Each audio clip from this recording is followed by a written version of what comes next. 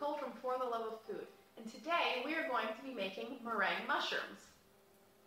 You will need the following ingredients and supplies: 4 egg whites at room temperature, half a teaspoon of vanilla extract, a pinch of cream of tartar, 1 cup of sugar, and a pot filled a quarter way with water. An 11mm attachment with round head, a frosting piping bag, a hand whisk, a whisk attachment for the mixer, a mixer with heat-proof bowl, and a spatula. First, we are going to set our pot of water to simmer. We're going to go ahead and mix our egg whites. Our 1 cup of sugar. And a pinch of cream of tartar. And go ahead and mix it together, all waiting for our water to heat up. As you can see, the sugar is pretty grainy, and we're going to go ahead and put it over our pot of boiling water so that we can melt it. Hold the pot or your heat-proof bowl above the pot and not on top of the pot, because all this contact area is going to cause egg to cook. We're going to want to whisk this by hand for 3 minutes or until the sugar is completely melted. And we're going to pour in our half teaspoon of vanilla extract. Now we're going to go ahead and raise our bowl, and we are going to start whisking it on low and then slowly increase the speed to high. We're going to do this for roughly 10 minutes.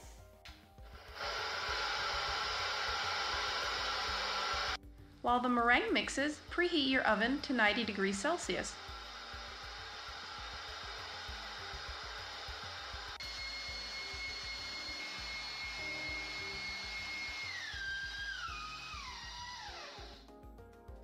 So, our mixture has already whipped for 10 minutes now on a high speed. We're going to make sure it has stiff peaks.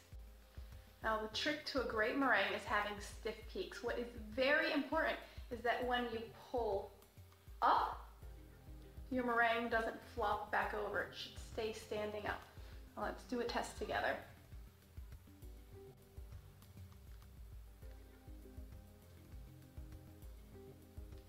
Definitely not going anywhere. This is exactly what we need.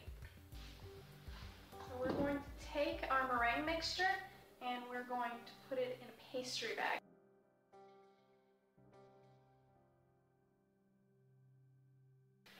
You want to go ahead and, without squeezing it too hard so it comes out, just slightly press it so that there are very few air bubbles in it. We are going to go ahead and pipe our mushrooms. We're going to make mushroom caps, and we're going to make mushroom stems. You're going to want to make 1 for each so you have enough. Now, to make a mushroom cap, you're going to want to leave your tip down close and not pull up unless you want a large cap of mushroom. And to make the stem, you're going to pull straight up so that you get a line to make a few.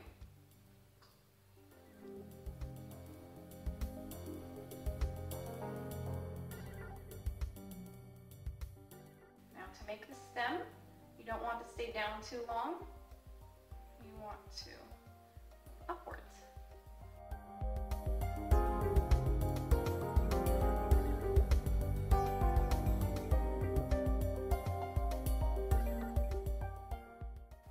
Fill a small bowl with cold water and dip your finger in it. You want to tap off any excess. We just want it to be slightly wet. We're going to go ahead and smooth out those bumps on top so that these look like mushroom caps. Our mushroom caps and mushroom stems are ready to go into our preheated oven.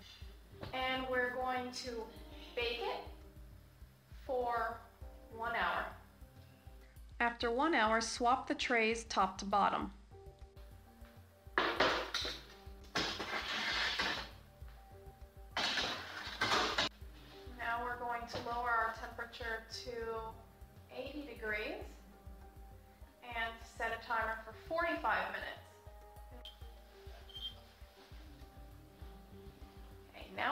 meringue should be ready.